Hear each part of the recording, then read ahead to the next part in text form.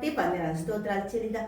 దేవుడు ఎన్ని కార్యాలతో ఎన్ని అద్భుతాలతో మన జీవితాలకు కావాల్సిన ప్రతిదాన్ని సమకూరుస్తూ ఆయనే మనకు ఆశ్రయదుర్గం, ఆయనే మనకు కోట, ఆయనే మనకి కొండ. కీర్తనలు 46వ అధ్యాయము 1వ వచనం నుంచి చూద్దాం. దేవుడు మనకు ఆశ్రయమును దుర్గమునై ఉన్నాడు, ఆపత్కాలంలో ఆయన నమ్ముకోదగిన సహాయకుడు. కావున భూమిని మార్పు నొందినను, నడి సముద్రములలో పర్వతములు మునిగినను, వాటి జలములు ఘోషించుచు నురుగు కట్టినను, ఆ పొంగునకు పర్వతములు కదిలినను మనము భయపడము. ఎందుకు భయపడము? ఆశ్రయ దుర్గం అంట ఆయన. ఎక్కడ పోయినా కూడా నీవే నా కేడము, నువ్వే నా ఆశ్రయం, నువ్వే నా దుర్గం. దేవతి దేవుడు నీ చేయి నా చేయి పట్టుకొని ఉన్నాడు కాబట్టి ఎక్కడ భయపడడానికి వీలేదు. దేవుడు ప్రతి కార్యం చేయడానికి ఇష్టపడుతుంది. ప్రతిదీ కూడా దేవుడు మన జీవితాల్లో ఇవ్వడానికి ఇష్టపడుతుంది. దేవుడు మనకు ఆశ్రయ దుర్గమునై ఉన్నాడు. హల్లెలూయా.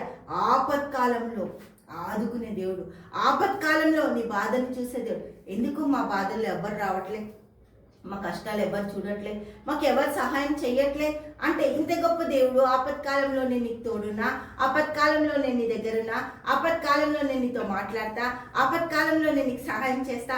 ఆపదలో నువ్వు ఉన్నప్పుడు నీ పక్కనే ఉన్నా. హల్లెలూయా. మరి నువ్వు నా పక్కన ఉన్నప్పుడు ఆపదలు ఎందుకు అంటే నిన్ను నన్ను సరిచేయడానికి, ప్రతి శ్రమలో నుంచి దేవుడు నీకు నాకు పాఠాలు నేర్పడానికి, ప్రతి శ్రమ మనకు ఒక ఆశ్రయ దుర్గంగా, ఒక కోటగా, ఒక కొండగా ఆయన ఉన్నాడు అని రుజువుపరచడానికి, ప్రతి విషయంలో ఆయన మనతో మాట్లాడుతూ మన జీవితాలకి కావాల్సిన ప్రతి దాన్ని సమకూరుస్తూ, దేవాది దేవుడు నా జీవితాలలో అద్భుతాలు చేస్తూ ఆశ్చర్యకరమైన వెలుగులో మనల్ని ప్రకాశింపజేస్తున్న దేవునికి మహిమ కలుగును గాక.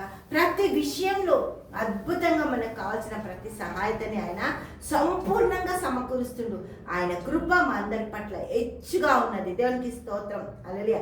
అందుకే దేవుడు నీకు నాకు తోడై ఉన్నాడు. తోడైన దేవుని కలిగి ఉన్నాం మనం. దేవునికి మహిమ కలుగును గాక. ఎటువంటి పరిస్థితుల్లో కూడా భయపడడానికి వీలు లేకుండా ప్రతి విషయంలో ఆయన నిన్ను నన్ను బలపరుస్తున్న బలవంతుడు. దేవుడికి మహిమ కలుగును గాక. హల్లెలూయా. తండ్రి యేసానికి స్తోత్రాలు, గొప్పది అద్భుతకర ఆశ్చర్యానికి స్తోత్రాలు చెల్లిస్తున్న పరమ తండ్రి నీకు స్తోత్రం, పరిశుద్ధాత్మ తండ్రి నీకు స్తోత్రం. గొప్ప దేవుడు తండ్రి, ఆశ్చర్యకరుడు నాయన నీకు స్తోత్రం. అద్భుతమైన మేళ్లతో దీవెనలతో నడిపిస్తున్న తండ్రి నీకే కృతజ్ఞతలు చెల్లిస్తూ యేసు నామములో ప్రార్థిస్తున్నాము తండ్రి. ఆమేన్, ఆమేన్, ఆమేన్.